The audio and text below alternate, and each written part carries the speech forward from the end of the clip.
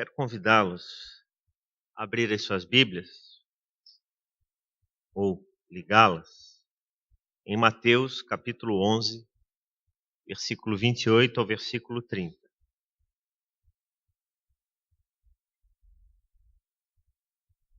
Mateus capítulo 11, versículo 28 ao versículo 30.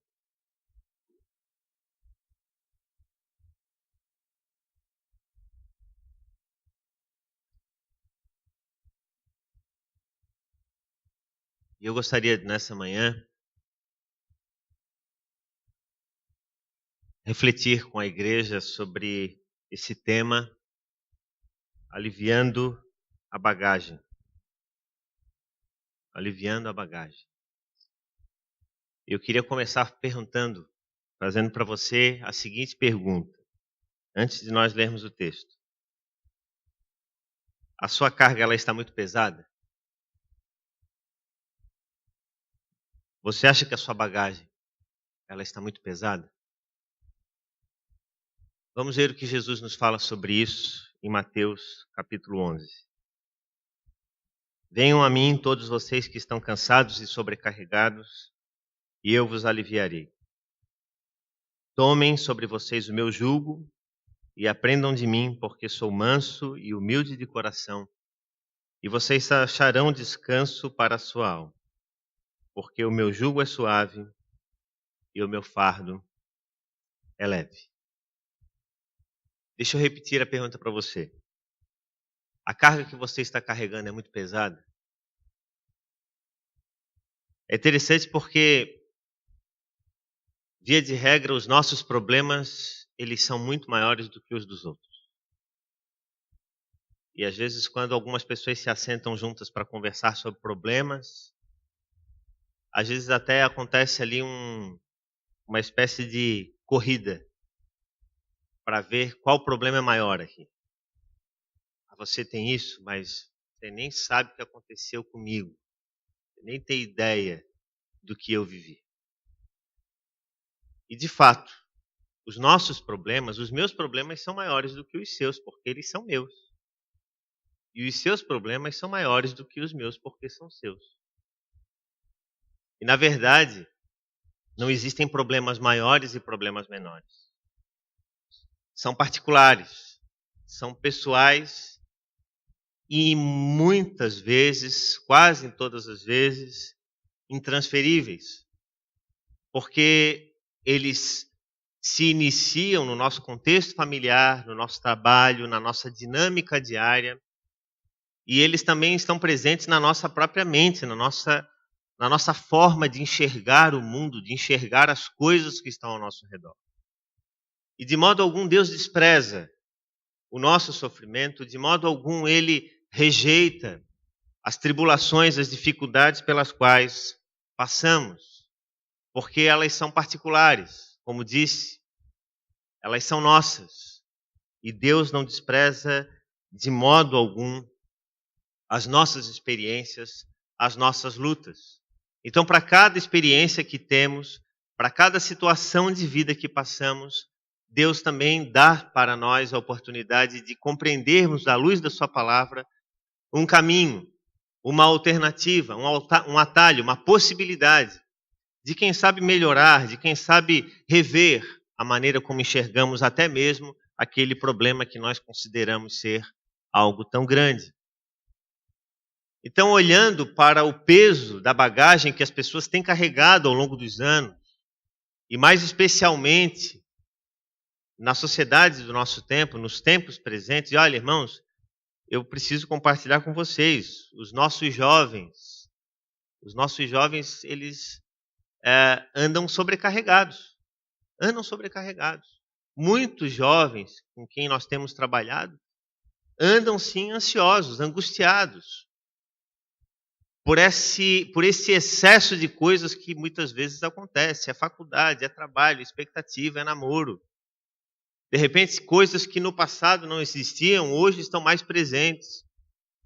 Então a gente tem se deparado e tem encontrado sim muitos jovens que têm passado por problemas de ansiedade terríveis.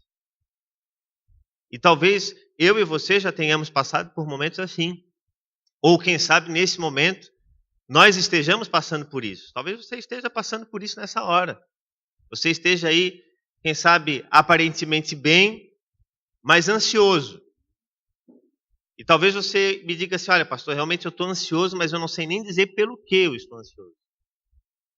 E isso acontece com muita gente. Já ouvi muita gente me dizer o seguinte, olha, eu estou tão ansioso, mas eu não sei nem dizer pelo que eu estou ansioso.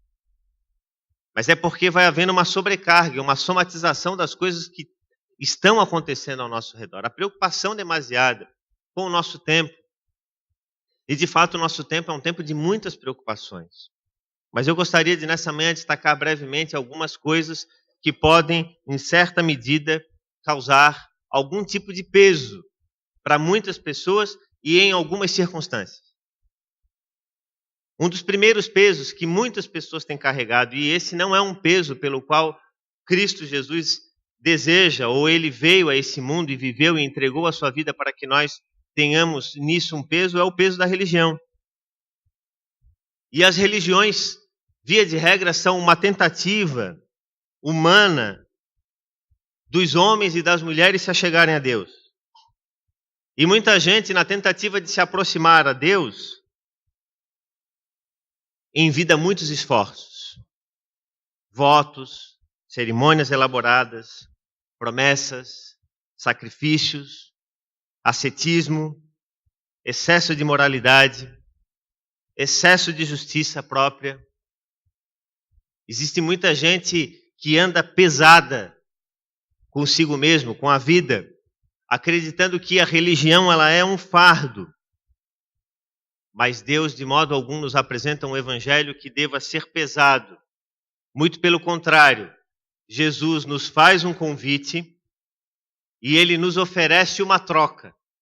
Muita gente diz, olha, Jesus disse que nos alivia a bagagem, mas ele não disse que nos tira a bagagem. Ele diz que a nossa bagagem ela é trocada. Venham a mim. Esse é o convite de Jesus. Vocês que andam cansados, vocês que andam sobrecarregados, e eu aliviarei vocês. Eu não vou tirar o jugo de vocês, eu vou trocar o jugo de vocês. Eu vou dar algo mais fácil de ser carregado. Algo que é mais possível de ser enfrentado. Diferente daquele que a sociedade e que o mundo muitas vezes tem apresentado. Na verdade, o jugo que Jesus fala aqui é uma canga. Dessas que os bois, as juntas de bois carregam. E o que Jesus está propondo aqui, o que Jesus está dizendo é o seguinte, a canga que a sociedade impõe para nós, os jugos, aqueles que se carregam sobre os pescoços, o nosso pescoço, ou o pescoço dos animais, melhor dizendo, ele é um jugo pesado. Mas Jesus anseia trocar esse fardo pesado por um fardo mais leve. Mas muitas vezes nós não conseguimos compreender a graça de Deus na nossa vida. Porque a gente acha que não pode ser assim tão fácil. Como assim? Eu não tenho que fazer uma promessa? Como assim? Eu não tenho que dar nada em troca para Deus? Então tem muita gente que se relaciona com Deus na perspectiva de eu estou dando e por conta disso, então se eu estou dando, Deus também vai me dar. E nós não damos de modo algum na expectativa de que Deus nos dê de volta. Tudo aquilo que nós damos a Deus é apenas o resultado daquilo que Ele tem feito por nós. Porque o povo judeu, o povo de Israel, os fariseus acreditavam nisso. Eles acreditavam que pelo esforço deles, eles poderiam de alguma forma impressionar a Deus, chegar a Deus. Então eles se utilizavam de muitas regras, muitas normas. Por exemplo, entre eles era o comum o hábito dos filactérios. O que eram os filactérios? Eram caixinhas pequenas, quadradas, com fitas de couro. E dentro dessas caixinhas eram guardados extratos, porções da Torá. E eles amarravam aqueles filactérios sobre a testa. E eles amarravam aqueles filactérios sobre os pulsos, na expectativa de que fazendo aquilo, de alguma forma a palavra poderia guardá-los, ou se eles fizessem aquilo, de alguma forma Deus seria também motivado a dar mais favor a eles. E então Jesus vem para romper com toda essa expectativa humana. Jesus, por exemplo, quebra 2 arquétipos muito comuns na cultura judaica do tempo em que ele esteve aqui com seu ministério terreno, que era a oração dos hipócritas e a oração dos gentios.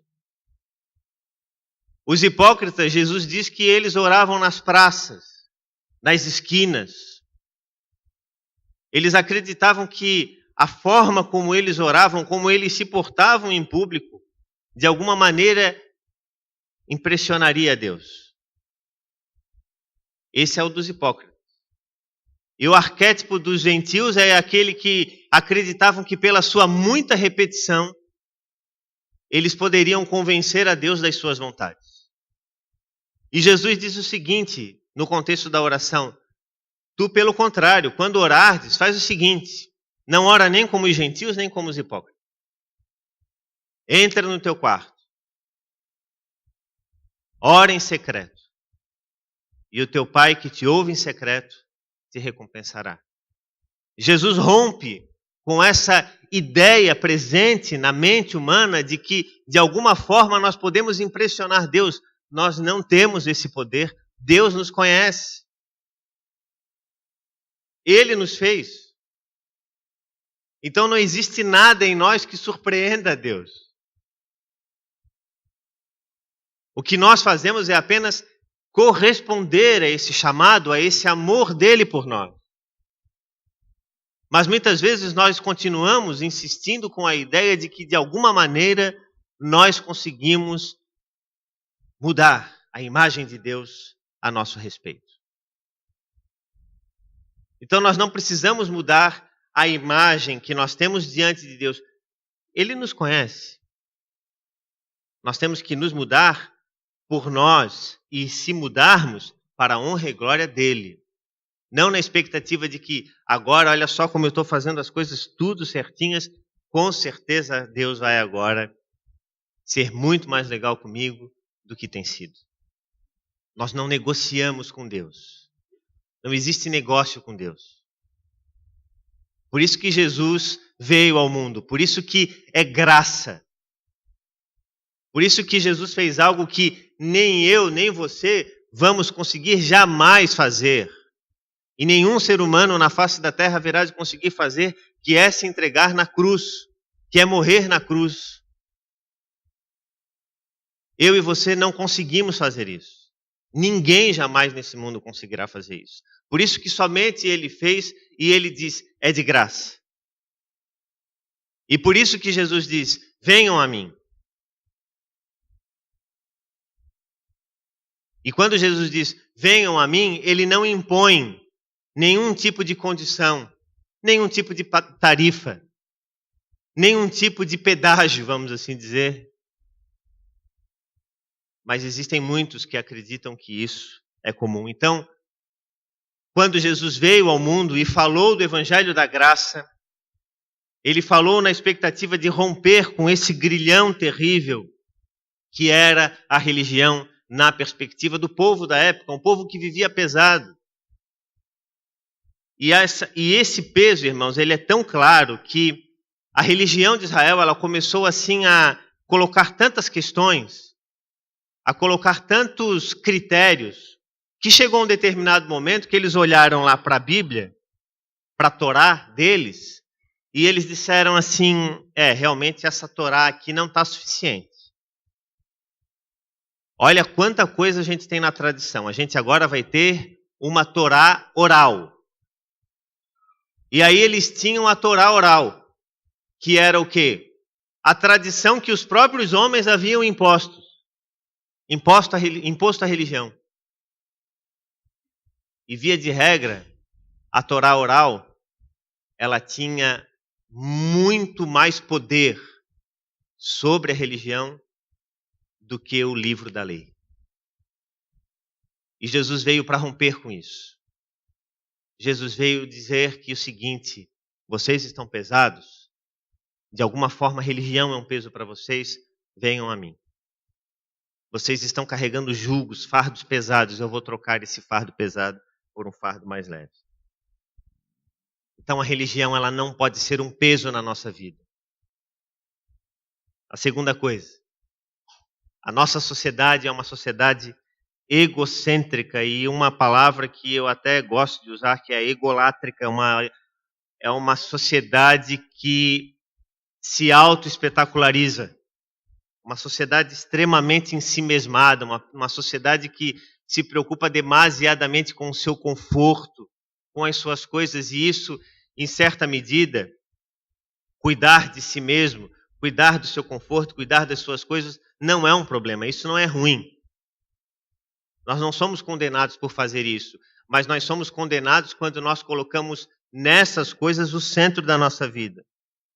E o nosso excesso de zelo com o eu pode muitas vezes nos levar a isolamento, a afastamento de pessoas, porque falamos tanto daquilo que pensamos, que os outros acabam se cansando de nós. Estamos tão preocupados conosco mesmo, que nos esquecemos de viver e deixamos de fazer com que os outros também vivam. Nós precisamos aprender a viver melhor os nossos dias.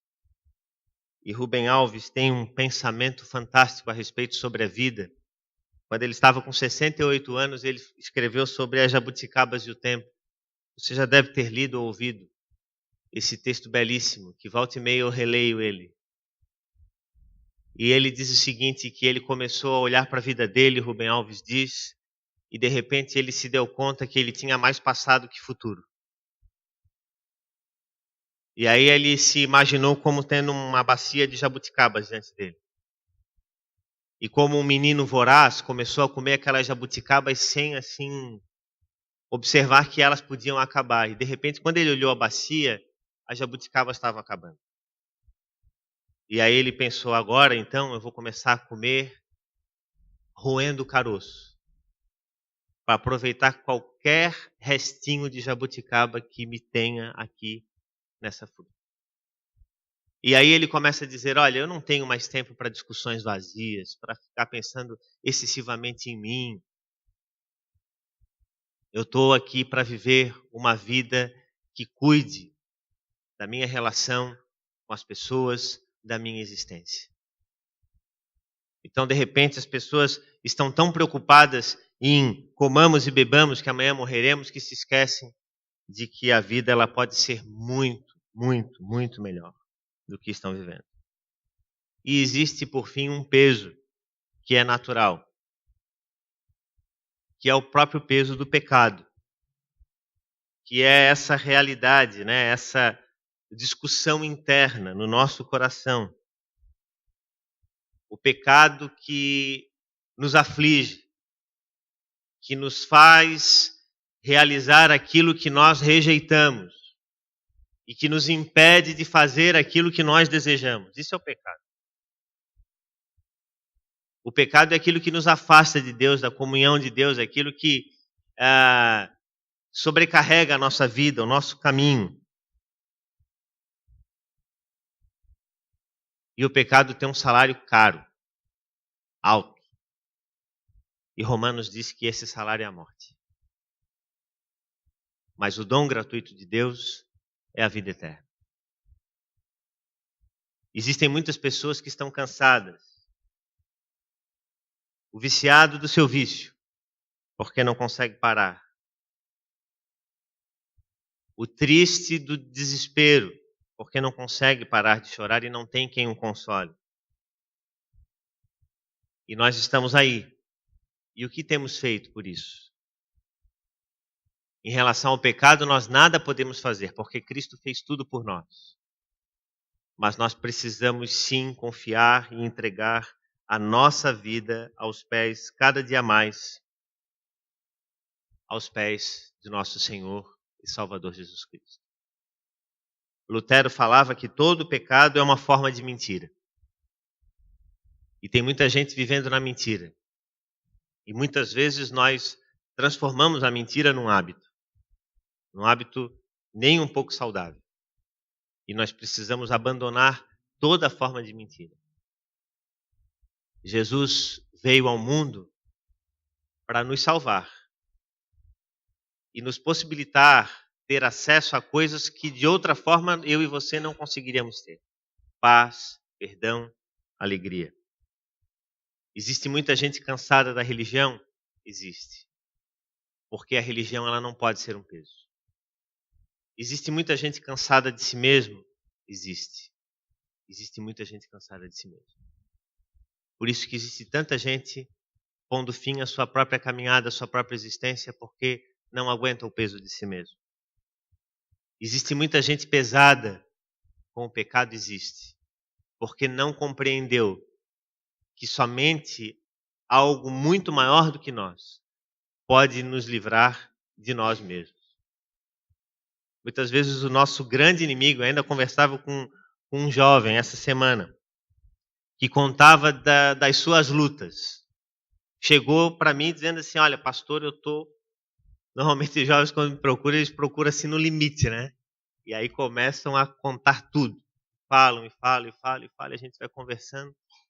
E aí no final, um desses jovens olhou para mim e disse assim, então, pelo que eu estou vendo, quem tem que dar a solução do problema aqui sou eu, né, pastor? Eu digo, a forma como você está vendo a sua vida é que está errada. Não está tão difícil assim de resolver. É tudo uma questão de perspectiva. Então o convite de Jesus para nós é esse. Venham a mim. Venham a mim. Que possamos ir até Ele. Levar o nosso peso. E trocar por um peso que exige de nós esforço. Mas que é muito mais leve e muito mais suave do que aquele que o mundo nos tem imposto. Que Deus nos abençoe ricamente. E que durante essa semana a gente não se esqueça em nenhum instante de que o jugo de Jesus é muito mais leve e o seu fardo é muito mais suave. Que Deus nos abençoe. Amém.